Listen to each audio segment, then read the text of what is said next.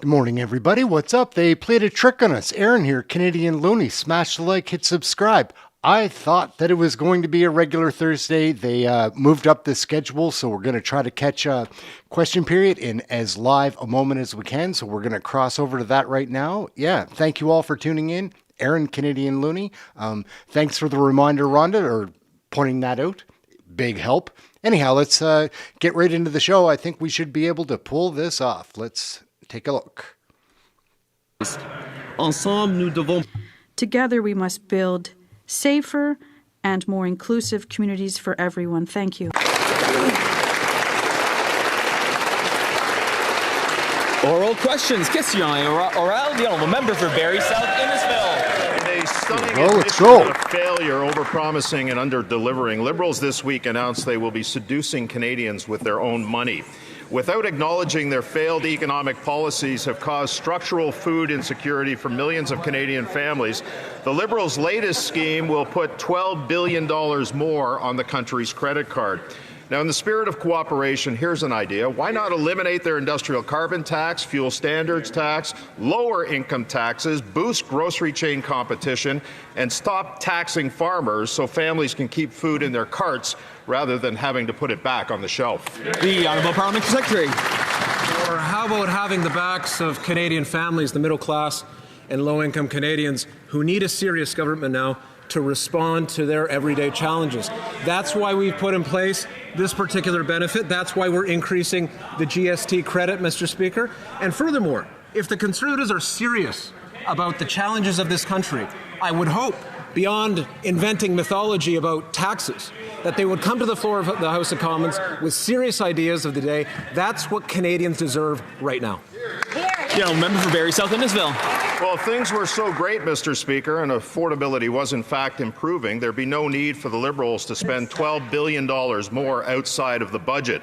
The truth is the Liberals are doing this to distract from their failed policies. They can, right now, implement solutions to solve the structural problem of grocery affordability and food insecurity crisis that Canadian families and seniors are dealing with.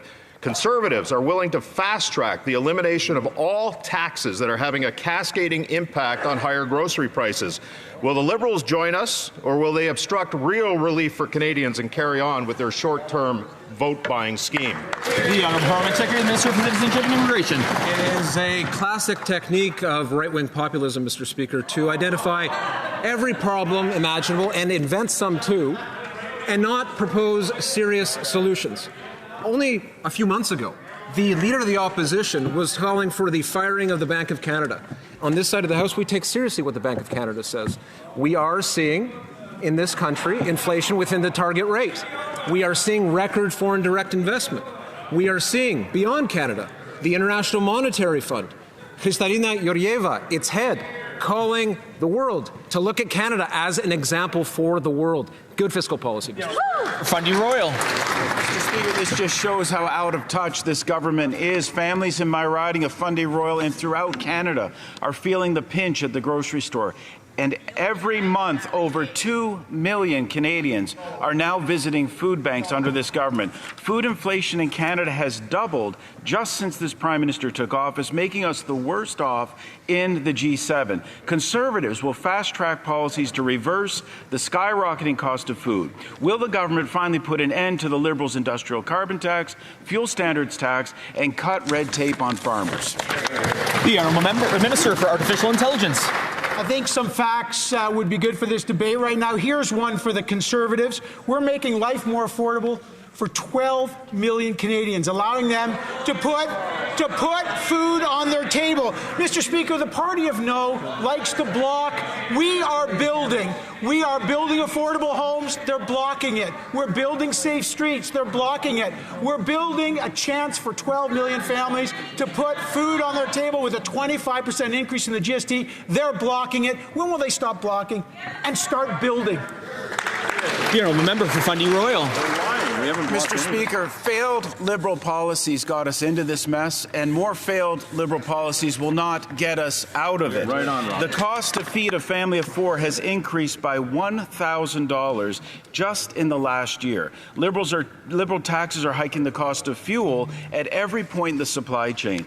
To make food more affordable, we need to get rid of the Liberals' fuel standards tax and the industrial carbon tax. When will the Liberals put the best interest of struggling families ahead of their own failed policies? Here comes another lie. The Honourable Minister for Artificial Intelligence. Mr. Speaker, the Prime Minister likes to say nostalgia is not a strategy. I don't know why they keep being nostalgic for their past policies. Here's some new ones. This 25% increase to the GST credit will allow a family of four, the Honourable Member referring to a family of four, to have up to $1,900 to feed that family. That's real money. We've made the National School Food Program permanent. If the Party of No was serious about helping families, they would support these programs. Stop blocking, start building. Signaling The honourable member for Louis-Saint-Laurent-Acawenrac. Mr. Speaker, the Prime Minister was elected by saying, and I quote, "I will be judged on the price of groceries." Well, here we are, nearly 1 year after his election. Families have to spend $1,000 more to feed themselves. We have the worst food inflation in the G7. On this side, the Conservatives are holding out their hand to the Liberals so that they reduce the price of groceries. The Liberals kept boasting about the Liberal carbon tax, but then what did they do? They abolished it. Mr. Speaker, given that they've already abolished one tax, why don't they abolish a second one or a third one? The Honourable Minister for Health. Thank you, Mr. Speaker. Give me a break. What I would like to say is that, yes, for years now, we have been implementing programs to help Canadians. Dental care, for example. In your riding, Mr. Speaker, you know it works very well. We've also reduced taxes for a huge swath of Canada. And now we will give Canadians an extra support to weather these difficult times. The opposition keeps talking about structural measures. We're implementing structural measures. It takes time, but in the meantime, we're showing Canadians that we are here for them. The honourable member for Louis-Saint-Laurent-Acawenrac. Mr. Speaker, if these infamous policies worked, we wouldn't have 2.2 million Canadians in food banks every single month in Quebec City, on Lormière Boulevard. Solidarité Famille has beaten historic records. Last year, or in December 2024, they gave one hamper, but they've had to give out 23 in 2025. So why is the government not ready to reduce taxes to help all Canadian families? The Honourable Minister for Health. Thank you, Mr. Speaker. I'd like to remind my colleague that our new government reduced taxes for the middle class. That was the first thing we did. I don't know if he remembers that. But now, well, they should be happy. If it was their idea, they should be happy about it. Once again, they keep talking about Food Bank Canada, but Food Bank Canada advised us to help Canadians in these difficult times. So I'd like to ask the opposition, for once, please vote in favour of this measure that will help Canadians, the most vulnerable Canadians. The Honourable Member for Saint-Jean. Mr. Speaker, for days now, we've been alerting the government that its problems with the new Curam software are preventing pensioners from receiving their old age pensions. At first, the Liberals said it was a scaremongering campaign. Yesterday, they admitted that the problem existed, but that it only affected about 30 people. So allow me to quote Maria Fournier, a journalist. "It's chaos in Ottawa. In all my career, I've rarely been inundated with so many testimonials from distraught people." Mr. Speaker, when will the government finally take its head out of the sand? The Honourable Leader of the Government in the House. Mr. Speaker, one error is one error too many, but we invite everyone who has been affected to contact Service Canada. This is a great modernisation of government systems. This will allow seniors to self-register and to receive their benefits even more rapidly without having to wait on the phone or without having to queue up outside of a government office.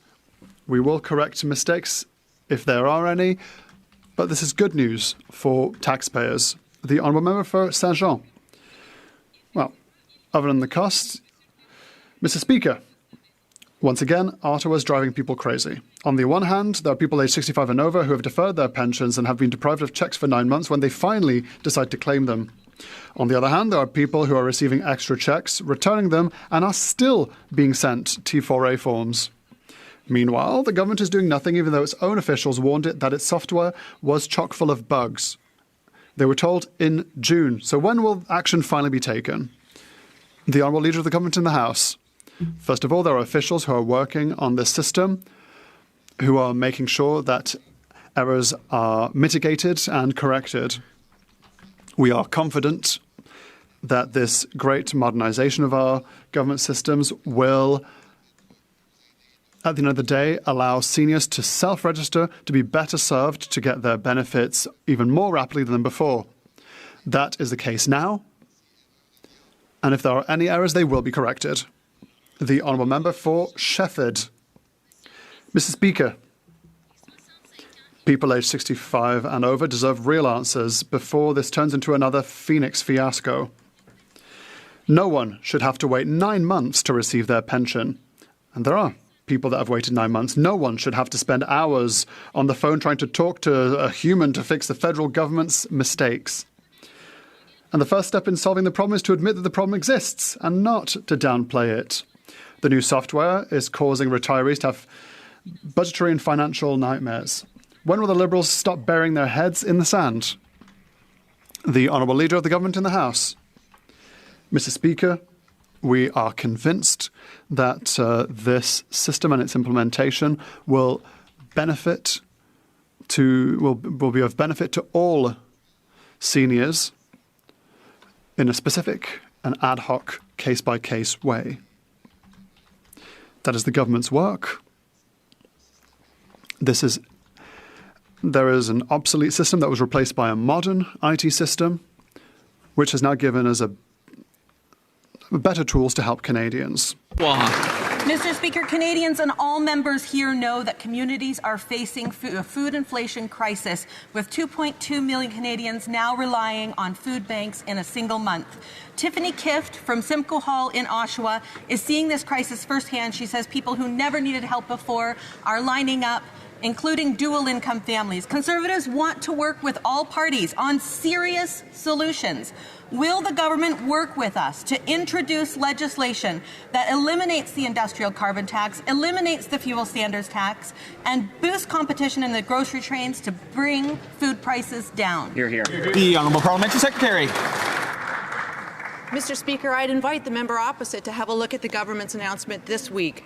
The new benefit that we've just announced is going to help 12 million Canadians. It's going to provide up to $1,890 this year for a family of 4.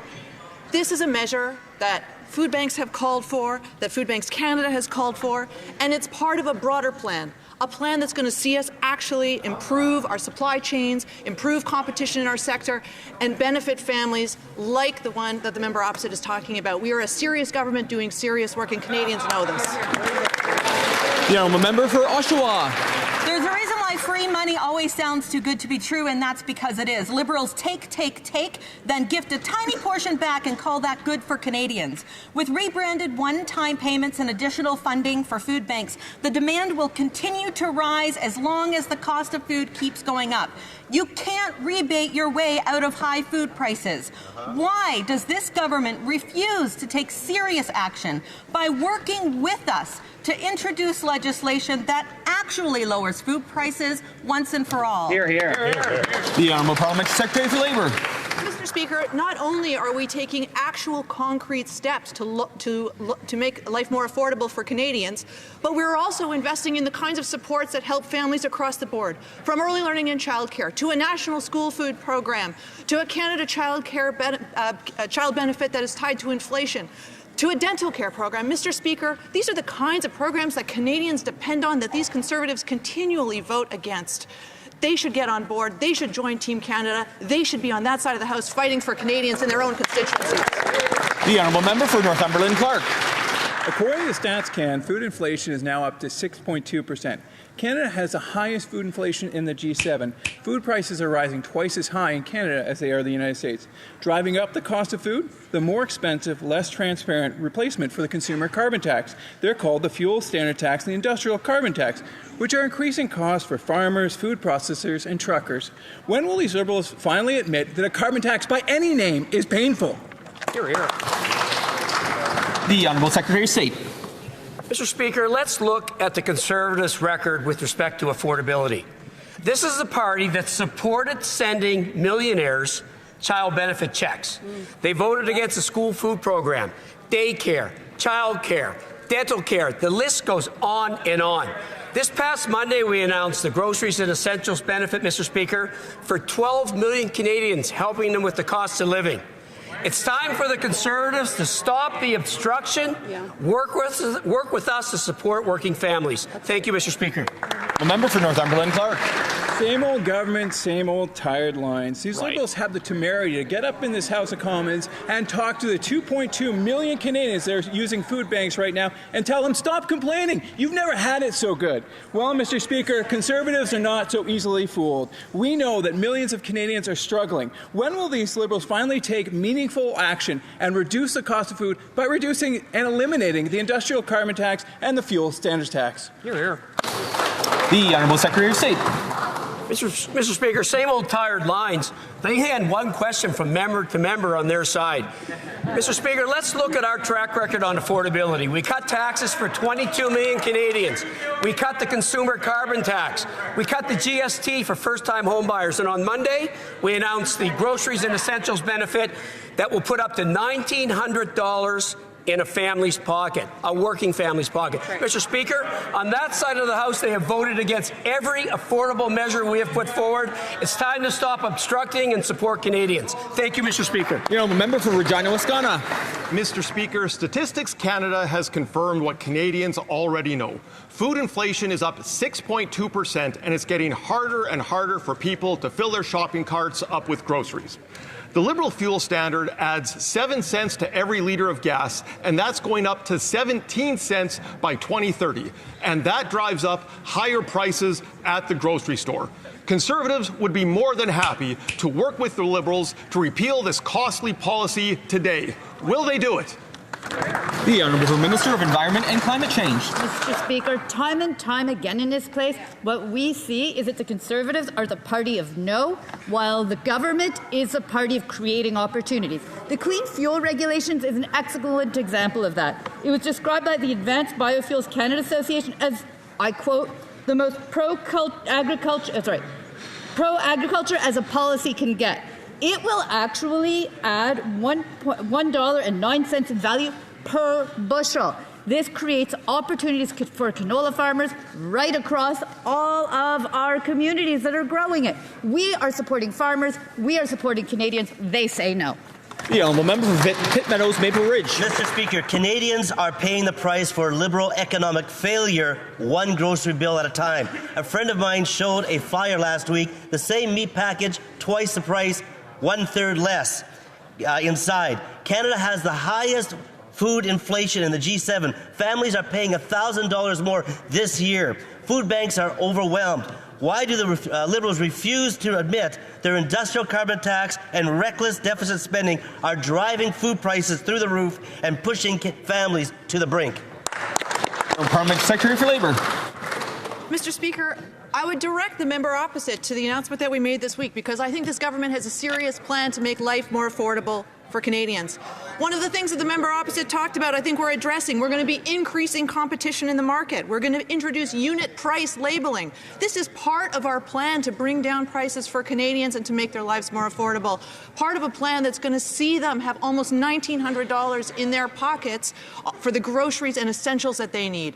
Mr. Speaker, it's time for the Conservatives to join Team Canada, put their money where their mouth is in cooperating with the government, and help us get things done. Member for London Fanshawe. Mr. Speaker, food inflation in Canada is now 6.2%, the highest in the G7. The 2026 food price report shows it now costs over $17,000 a year, $1,000 more to feed a family of 4. Those costs do not appear by accident. Their industrial carbon tax, fuel standards, and food packaging tax all work to increase the cost to grow, ship, and sell food. Conservatives are ready to fast-track proposals to reverse inflation. Will the Liberals immediately introduce legislation to scrap these taxes, boost grocery competition, and cut the red tape for farmers? Hear, hear. Hear, hear. The Honourable Parliamentary Secretary, the President of the Treasury Board.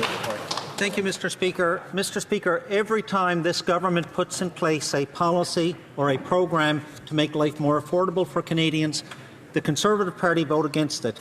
Early learning and childcare, they voted against, Mr. Speaker. The dental program, they voted against. School food program, they don't support that. In fact, they call it garbage. Mr. Speaker, reducing taxes for 22 million Canadians, they voted against. First-time home buyers, reducing taxes, they voted against. Mr. Speaker, instead of complaining that things are tough, why don't they join us in making things easier?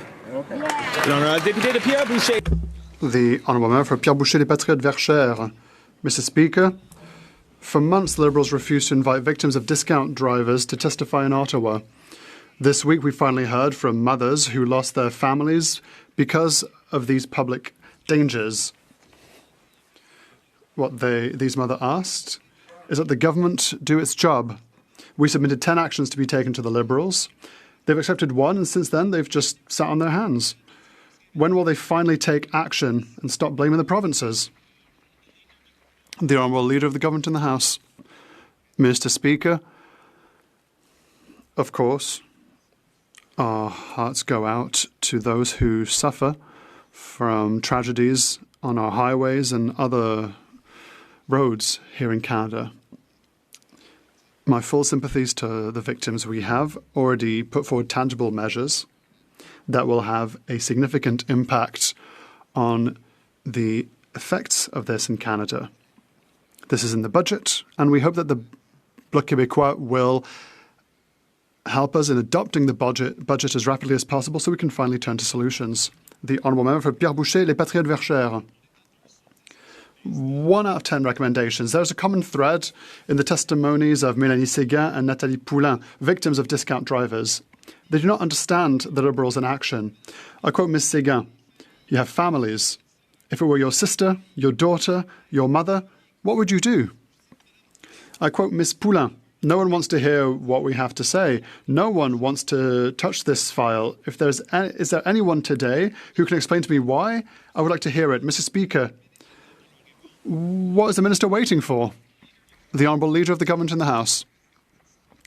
Mr. Speaker, no one can bring and you can be sure that the government has implemented and will continue to implement measures that has been commended by the Quebec Truckers Association, as was the case for other experts. But the MP, Mr. Speaker, is incapable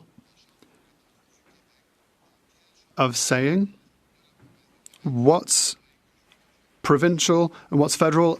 It sounds like he wants me to interfere in provincial matters. The minister broke his promise to build big, build bold, and build now.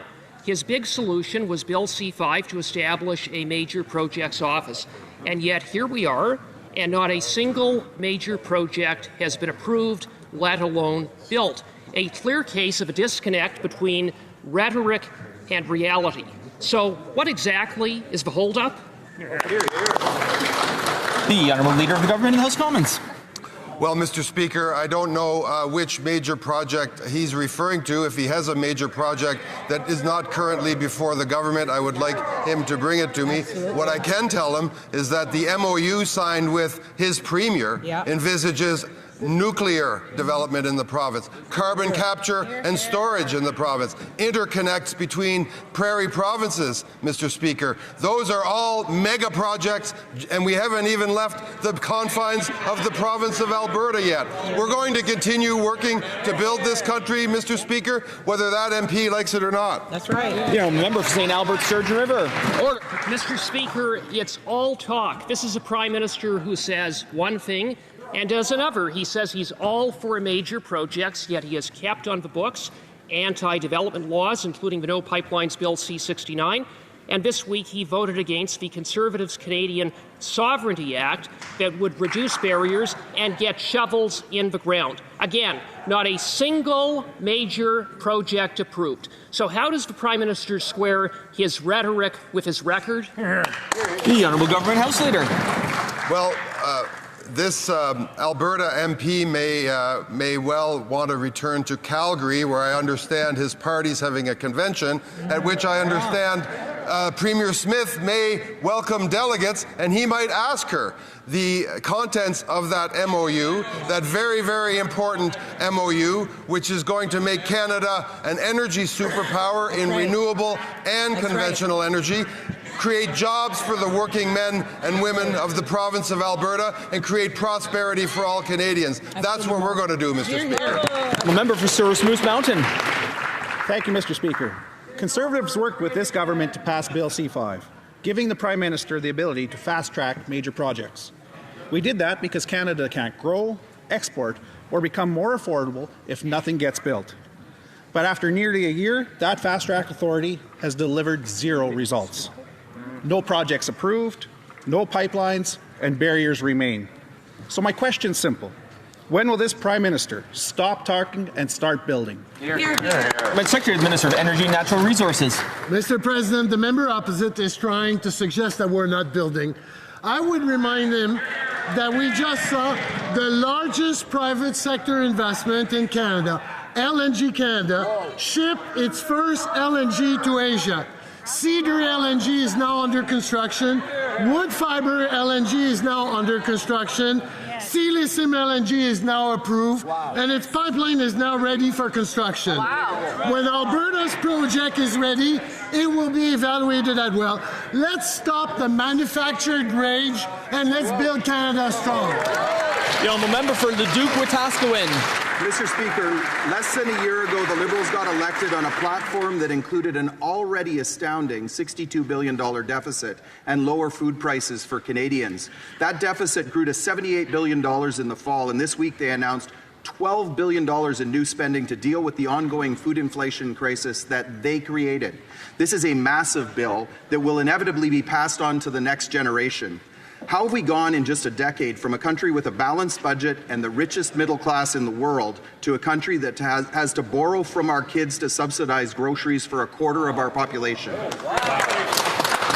The Honourable Parliament Secretary, Minister of Citizenship, Immigration, Refugees. I said it already today, and I'll repeat it. A target rate of inflation that's within what the Bank of Canada gives as a guideline, Mr. Speaker, at 2.4%. The food inflation that he points out, yes, this is admittedly a challenge for the country, but the Conservatives are fond of citing reports. The problem is they never read those reports. The Dalhousie University Food Price Index says that climate change is primarily responsible for food inflation in this country. In the meantime, what we are doing is introducing... This asshole's going to talk about climate change. Like, what a loser. The Canada Groceries and Essentials benefit. As we've heard, almost $1,900 for a family of 4 in his constituency, in mine, in all of ours. I'm a member for Leduc-Wetaskiwin. Mr. Speaker, I didn't note an answer to the question there. Earlier this week, CTV's Vashi Kapelos pointed out to the Liberal House Leader, quote, what you announced yesterday is more than $11 billion of additional government spending. Nobody from your government has said how you will pay for it. As he does daily in this House, the House Leader completely ignored the question twice. Now that he's had some time to think about it, will the House Leader stand up and tell us where the billions of dollars will come from? Why was it not in the Liberal budget less than 3 months ago? And what is the current budget deficit number that the Liberal cabinet is now working with? The Honourable Parliament Secretary, Minister of Citizenship, Immigration and Refugees. A fiscally responsible approach is what this government is committed to, and that's exactly what we will fulfill.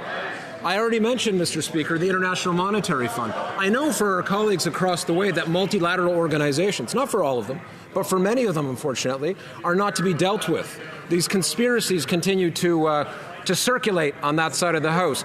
But the IMF makes very clear that Canada's fiscal position is in a very good position.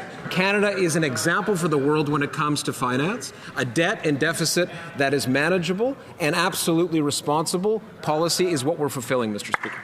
The Honourable Member for Davenport. Speaker, last spring, Canadians elected us on a promise of making life more affordable. My constituents in Davenport and Canadians across the country know that we've taken action to cut income taxes for 22 million Canadians. We've cut the GST on first-time home buyers, and we're building homes across the nation at a pace not seen in generations. Earlier this week, the Prime Minister announced that our government will help working Canadians and their families with the rising cost of food. Can the Secretary of State for the CRA and financial institutions please explain how this measure will help Canadians? The Honourable Secretary of State. Thank you, Mr. Speaker. Mr. Speaker, I want to thank the member for Davenport for her amazing work in this House. And yes, this past Monday, Mr. Speaker, we did announce a groceries and essentials benefit. Let it rip, guys. Wayne Long has a lot of things to make fun of. Just look at this little distorted goof. Scumbag. For 12 million Canadians. Right. Mr. Speaker, 12 million Canadians will get that benefit.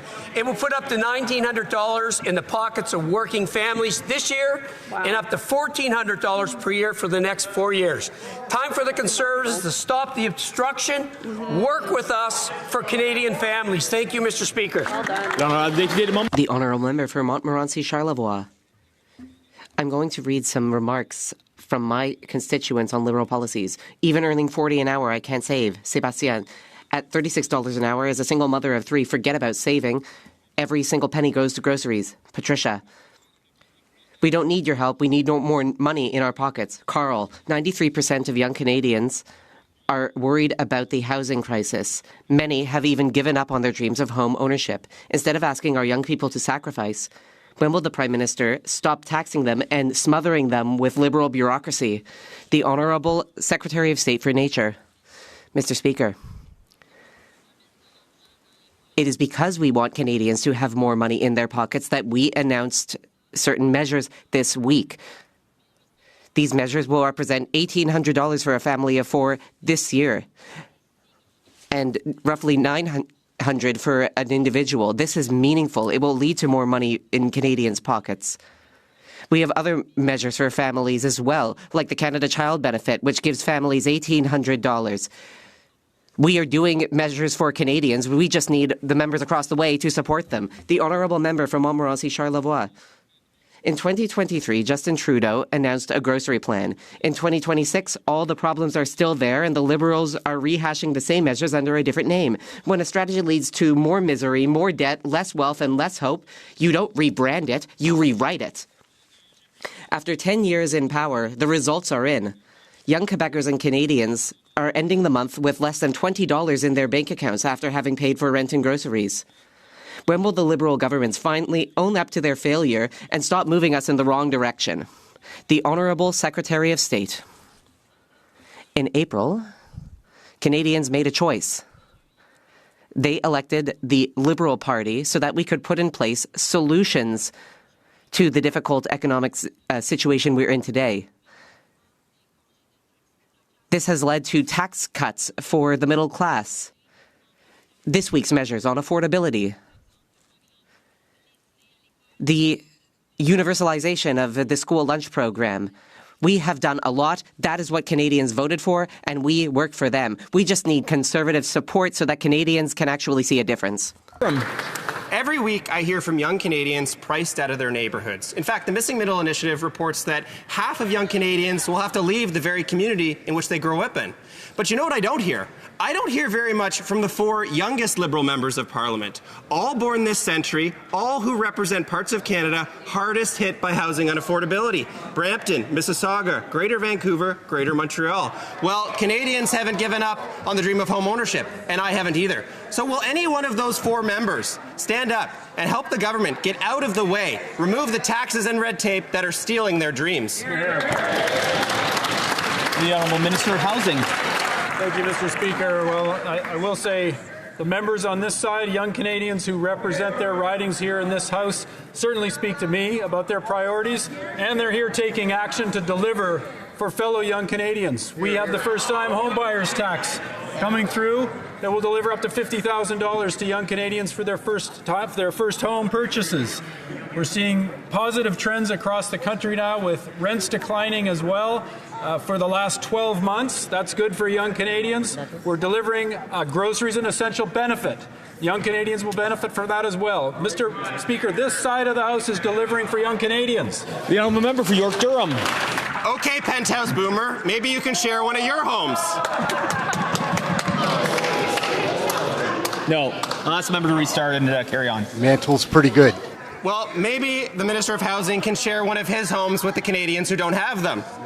A study by Canadian fintech Coho Financial says that at the end of the month, Gen Z has just $16 left to spend. The Prime Minister told young Canadians what his solution was for them: sacrifice more. Well, there's nothing left to give. Coho says that Gen Z is in survival mode and therefore can't plan for their future. The Prime Minister claims he wants to work together, and we've offered him some solutions. So why won't he take any of them? The Honourable Minister of Housing and Infrastructure. Mr. Speaker, instead of slagging generations, they should make generational investments with this side of the House. Mr. Speaker, we're focused on delivering for young Canadians. The other side of the House delayed all through the fall and into the winter on the first-time homebuyers tax break. This side of the House, we've been pushing to do this. The Conservatives did not vote for the first home savings account. These are tangible efforts we're making to support young Canadians. They're being opposed by the Conservatives. A member for Kanoraki, Watanong. A recent study has found that on average, Gen Z Canadians have only between $9 and $16 left at the end of the month for spending cash. This is barely enough for survival, Mr. Speaker, let alone long-term saving goals. Another report from Missing Middle Initiative has found that 93% of young Canadians are concerned about the state of housing in Canada, with many giving up completely on their dream of home ownership. So will the Prime Minister stop telling young Canadians that they have to make even more sacrifices and instead end the taxes and bureaucracies that are stopping them from building their savings, starting a family, and owning a home? The Honourable Parliamentary Secretary for Labour.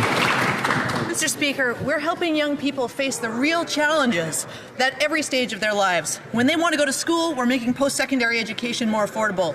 When they're in school, we're helping them gain the skills that they need for the jobs of the future. And when they're ready to buy a home, we're cutting taxes for first-time home buyers and building affordable housing fast. That's what investing in young people looks like, and Conservatives have voted against every step of the way. The Honourable Member for Richmond Hill South.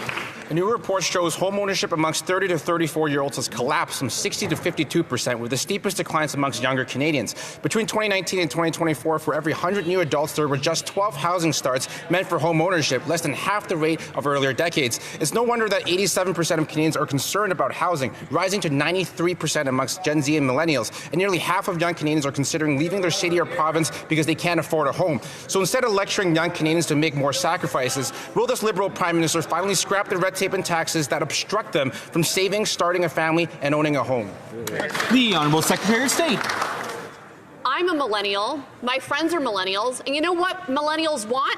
We want homes built. We want this plan to go forward. Lisa needs Our braces. plan that's going to build hundreds of thousands of homes in my riding, in that member's riding. I just don't know why he wants to take the hammers out of construction workers' hands and the nails out of their hands and the electrical wires out of electrical workers' hands and tell them to tools down and not build anything. He could stop obstructing and hand those hammers back to them so that they can build more homes. The Honourable Member for Richmond Hill South. I have some advice for this Liberal member. Maybe the Liberal government needs to get their hands out of the pockets of Canadians. Because a report released last fall shows that Gen Z Canadians have virtually no disposable income left, just $9 to $16 in spendable cash at the end of the month. Half say they'll need to take on more work over the next year, 28% are borrowing from family, and 12% are delaying paying their bills just to survive. For young Canadians, long-term goals and aspirations have been replaced by survival mode. Yet the Prime Minister keeps telling young Canadians they need to make more sacrifices. What exactly does he want Gen Z to give up next when there's nothing left to cut? Is it their dreams, their futures, or any remaining hope that this country still works for them? The Honourable Parliamentary Secretary to the Minister of International Trade. Thank you very much, Speaker. Speaker, I think we all know, and young Canadians also know, that the world is changing. In order for us to be successful in this changing world, we need to ensure that we're investing in Canadians, we're building our economy, and for us to do that, we need to to diversify our trade. We need to make sure that we're doing more business with other countries so that we're creating good paying jobs for those young people who contribute to our economy. Speaker, we are focused on building a country that will serve all Canadians, especially young Canadians, so that they can live their dream of owning a home and build this country even better. Honourable member for Brandon Souris. A new report shows Gen Z Canadians have just $9 to $16 at the end of the month after expenses. Nearly half say they need to take on more work despite already working full-time, while others are borrowing from family or delaying bills just to survive. Home ownership among young Canadians is collapsing, and 93% say they're worried about affording life. The Liberals often boast that government has never done so much for young people, but they can't see it, don't feel it, and can't afford it. In other words, Gen Z is literally not buying it. Will the Liberals admit their failed policies have deprived young people from hope for a safe economic future? The Honourable Parliament Secretary to the Minister of Health. Mr. Speaker, it's rich coming from the Conservative bench that they are talking about affordability for young people. On this side of the House, Mr. Speaker, we are building Canada strong. We are creating opportunities for young people. We are giving money back into their pockets by this new credit. And I invite member opposite to work with us so we can diversify our trade, we can support our skilled trade workers, and we can train more workers in this country. This creates more opportunities for young people, and I invite the member opposite to work with us on this. The Honourable member for Brandon Souris. Youth are in crisis. Conservatives know we need Gen Z to stay in Canada for this country to thrive, but 93% are now concerned about their economic future here. The Liberals say mission accomplished, but disposable income is gone, home ownership is down, and half are taking on extra work just to stay afloat. Conservatives continue to put forward policies that would create good-paying jobs for Canadians and boost our economy, but the Liberals refuse to work with us. If it is truly time to work together and meet the moment, why won't the Liberals admit they've failed young people and give one of our many policy solutions a try? It can't get worse than it is right now. The Honourable Minister of Housing and Infrastructure. Thank you, Mr. Speaker. Well, I'd invite that member to speak with folks on the ground in his home province of Manitoba. We are working with the government of Manitoba to deliver affordable housing for young Canadians in Manitoba. These are unprecedented investments through Build Canada Homes on federal land, working with Canada Lands Company to make sure we're giving jobs to young Canadians to build this country strong. Thank you. The Honourable Member for Prescott, Russell, Cumberland. Mr. Speaker, we know that the worldwide context has left Canadian economies, businesses, and workers facing uncertainty. This government has already taken significant steps to help Canadian families and workers improve their finances, including the tax cut for 22 million middle-class Canadians and the lifting of the GST for first-time homebuyers. Could the Parliamentary Secretary to the Minister of Finance inform the House about the new measures which will make groceries and other essentials more affordable for Canadians? The Honourable Parliamentary Secretary. Thank you, Mr. Speaker, and I would like to thank my colleague for her good work and for her excellent question. The Canadian government is focused on building a stronger economy to make Canadians' lives more affordable. The new groceries and essentials benefit will provide additional support of up to $805, excluding the GST rebate, all of which will go directly into the pockets of Canadian families. What is more, our government is addressing the root causes of food insecurity by developing a national food security strategy, which will improve access to affordable food throughout the country. The Honourable Member for Lévis-Lotbinière. Mr. Speaker, 2/3 of Quebecers are tossing and turning in their beds at night because of inflationary Liberal taxes. It costs $17,600 on average per year to feed a family of 4, $1,000 more than last year. The good news is that Conservatives are ready to collaborate on any initiative that would help fix the worst record in the G7. Will the government immediately table legislation which would get rid of inflationary Liberal taxes, increase grocery chain competition, and reduce red tape and regulation for our farmers? The Honourable Parliamentary Secretary. I can't believe what I'm hearing. The Conservatives say they're willing to work with the government. Truly a great Thursday. We just spent some time in our ridings, And we heard that people need support. That's why we're working to transform the Canadian economy, which is being rocked by American tariffs. The government has proposed various solutions to support all Canadians through this difficult stage. Lake West, South Kelowna. Mr. Speaker, the Prime Minister often says that we should focus on what we can control. Well, I agree. His government controls the industrial carbon tax and the fuel standard regulations that have driven our food inflation to double that of the U.S. A family of four now pays $17,600 a year, while 2 million Canadians line up at food banks. So which is it? Are they driving up fuel costs to inflate the price of fertilizer and other farm inputs to satisfy their radical targets? Or do they not see that taxing the tractor and then taxing the trucker ultimately means less food on Canadians' dinner tables? You know, I'm a Minister of Environment and Climate Change. Mr. Speaker, I've said it before, but I'll say it again. There has been a study about the impact of the industrial carbon price on food, and it found that the impact was, wait for it, about zero. That is not the issue that we're facing into. But we are talking about, when we're talking about the industrial carbon price, when we're talking about clean fuel regulations, She's a straight up piece of shit lying straight to your face. Carbon taxes increase food costs. It makes everything more expensive. She's so full of shit. Economy for the future, which actually globally is moving to a low carbon economy. Let's talk about the clean fuel regulations one more time. In Alberta, the Imperial Strathcona renewable diesel plant will use up to 50% of Alberta's canola. Those are opportunities for farmers, they should be saying. Yo, I'm a member for Okanagan, Lake West, South Kelowna. Mr. Speaker, the Prime Minister often speaks about the levers they can pull. Well, doesn't he keep slamming the one called permanent grocery price hiking? His fuel tax fixation adds 7 cents today and rockets to 17 cents a litre, an outright hunger hike hitting every part of our food supply chain. So when will the Liberal government finally show some common sense and pull the lever that pauses this food cost explosion? Or are they simply intent on letting more Canadians go hungry to protect their radical ideology? Yeah, I'm a Minister of Environment and Climate Change. Mr. Speaker, we sit in this House day after day, and what is so shocking is their focus on imaginary taxes. Industrial carbon price is an important lever the industry is looking to for innovation as we move towards the economy of the future. We are creating opportunities. We are creating opportunities for the future economy. That is what Canadians wanted. They wanted us to build Canada strong. What we have from the opposite side is obstruction, imaginary taxes, and a fantasy land of their own.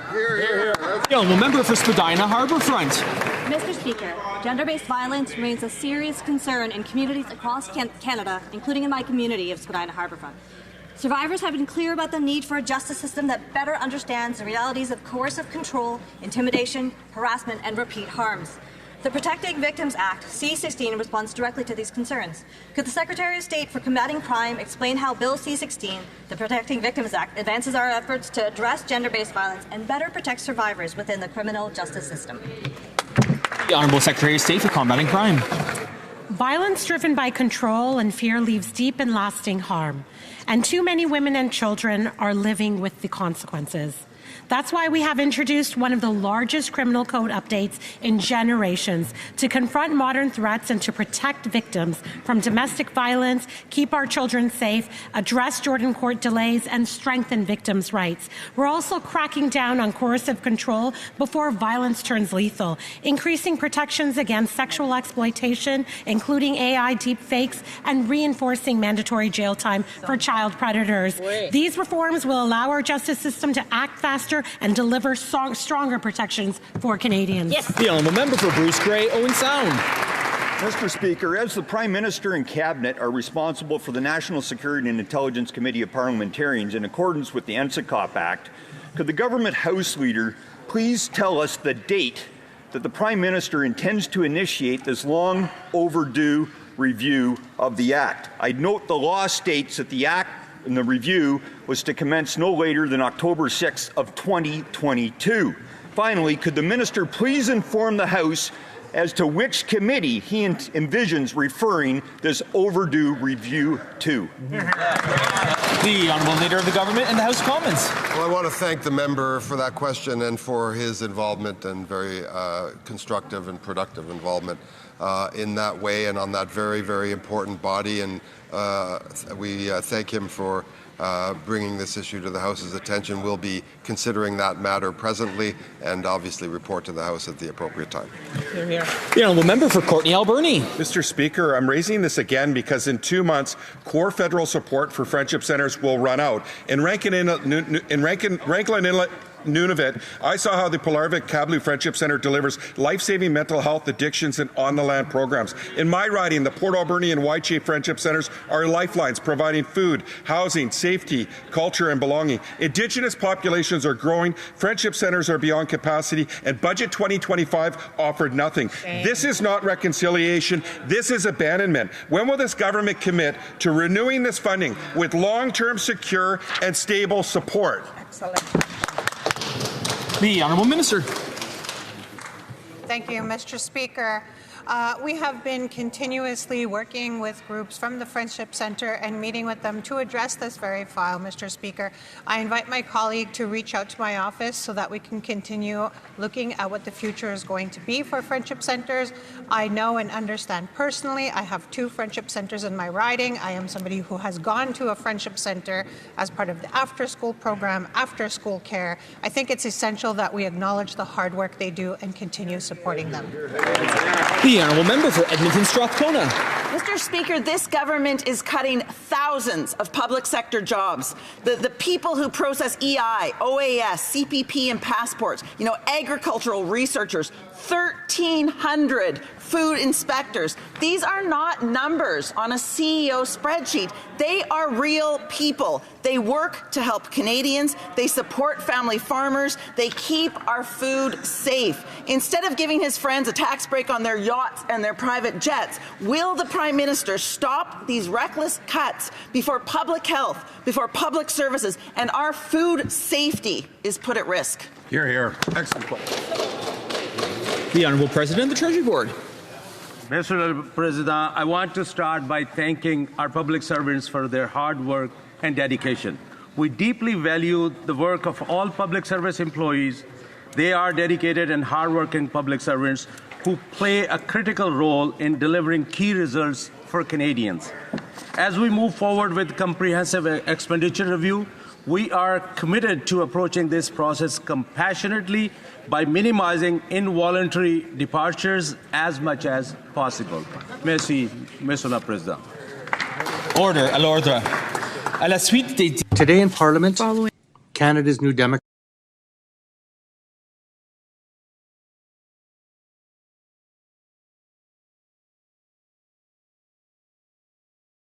Oh, sorry. Okay, gang, sorry about that.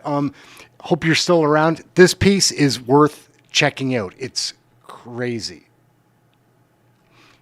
Let's get into it. Democrats will be requesting an emergency debate on the recent deeply concerning statements and actions by the Trump administration that have grave implications for the sovereignty and security of Canada. On January 3rd, President Trump ordered American forces to disregard international law and core principles of national sovereignty by attacking Venezuela, a United Nations member state. Following this act, President Trump stated that the U.S. would, quote, run the country, end quote, and specifically referenced Venezuela's oil reserves as a prime motivation for this assault. This aggression was followed by President Trump's announcement of the establishment of a Dunroe Doctrine, considering the entire Western Hemisphere to be within the sole hegemonic control of the United States. President Trump and senior U.S. administration officials then expressed their intent to seize Greenland, an internationally recognized territory of Denmark, another UN member state, and importantly, NATO member. They justified this aggression by referencing Greenland's Arctic proximity, mineral reserves, and inadequate defense capacity. all of these actions and words have direct application to Canada. Indeed, they were graphically depicted in a photo from the Oval Office itself, superimposing the U.S. flag over a map of Canada. It is clear that Canada faces serious economic, political, and military threats from the Trump administration. These actions and statements constitute a new and troubling U.S. approach to security and constitute non-adherence to international norms. They follow repeated and continuing threats made to Canada since Donald Trump became president. Taken together, these developments have urgent, pressing, and profound implications for Canadian security and sovereignty. I would like to know, what did Prime Minister Carney tell you to convince you that the deal with China would not hurt Ontario's auto industry, and what assurances did he give you? Well, I think everyone knows where I stand. I was very clear with the Prime Minister, and I met with Minister Jolie. I look forward to sitting down and putting a strong auto strategy together and supporting our domestic auto manufacturers in Ontario. That's what we need to do. Focus on supporting them. It's very competitive out there. We have the best auto makers anywhere in the world in Ontario, and we need to support them. Hi, Tessie Sanchi with the Hill Times. I'd like to...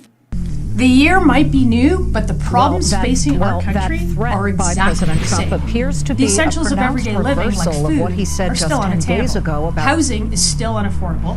Good-paying jobs are still hard to find. The government thinks you should accept this. They want you to forget what life was like before they took power. And you can buy a house for $500,000. All right, gang. Yeah. It's all falling apart here on me, gang. Sorry, so I was caught off guard by the show starting early today, so I didn't have a chance to get all my pre-show lined up, and we're just screwed up. We're going to wrap up.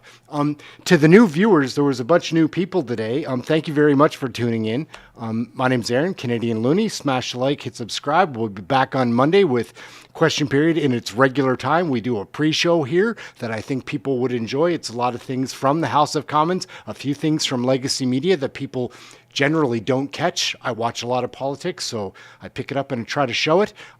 So thank you to everybody that showed up.